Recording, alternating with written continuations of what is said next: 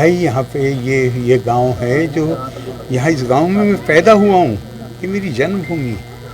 यहाँ के लोगों ने बाबा साहब डॉक्टर भीमराव अंबेडकर की एक मूर्ति बनवाई थी और वो मेरी व्यस्तता के कारण थोड़ी मुझे देर हो गई आने में, तो आज उस मूर्ति का अनावरण किया।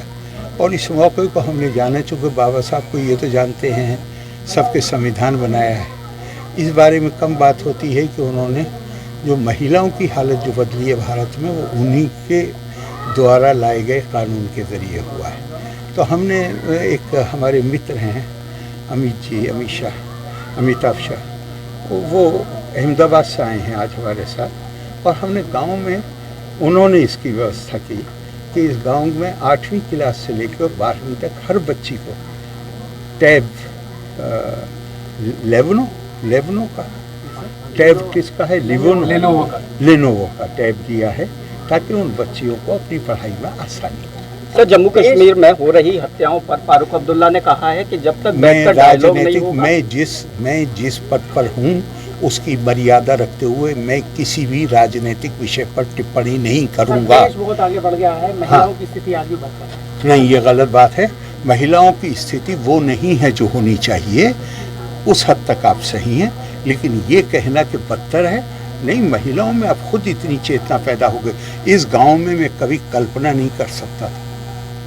यहाँ पे 12-13 साल की उम्र की बच्ची दरवाजे के बाहर पैर नहीं रख सकती थी, और अब मैं पिछले 15 साल से, मैं तो यहाँ बहुत कम आता था, मेरा तो चुनाव क्षेत्र पूर्वी उत्तर प्रदेश था, तो मैं कम आता तो मैं हैरत में रह गया देख के कि 50 से ज़्यादा लड़कियाँ इस गाँव से साइकिल चला के 7 किलोमीटर जाती हैं शिक्षा लेने के लिए। ये उन घरों की बच्चियां हैं जहां 12-13 साल की उम्र के बाद घर के बाहर बगैर माँ और बड़ी बहन के पैर नहीं रख सकते थे। इसलिए चीज़ को ख़राब करके नहीं देखना चाहिए। बहुत कुछ करना बाकी है, लेकिन बहुत चेतना आई है, और मुझे पूरा विश्वास है कि ये पढ़ी लिखी माँओं के जो बच्चे होंगे वो स्थिति को और ज़्यादा बेहतर। कश्मीरी पंडितों की हत्याओं पर क्या बोलेंगे? एक भी हत्या, किसी मासूम की हत्या, इससे बड़ा जघन्य अपराध कोई हो नहीं सकता।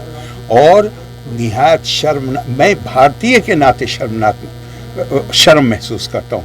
अगर मेरे देश के एक भी व्यक्ति को अपना घर छोड़ना पड़े और शरणार्थी बनना पड़े, तो जितनी मैं शर्म करूँ उतना कम है। लेकिन उसके साथ एक एश्योरिंग बात यह है कि जो इस वक्त जो प्रशासन है वहाँ, वो इसको कंट्रोल करने का भरसक प्रयत्न कर रहा है। बाबा साहब डॉक्टर अम्बेडकर अमर है। बाबा साहब डॉक्टर भीमराव अम्बेडकर अमर है।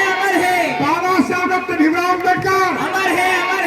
भारत के संविधान निर्माता की जय हो। भारत के संविधान निर्माता की जय हो।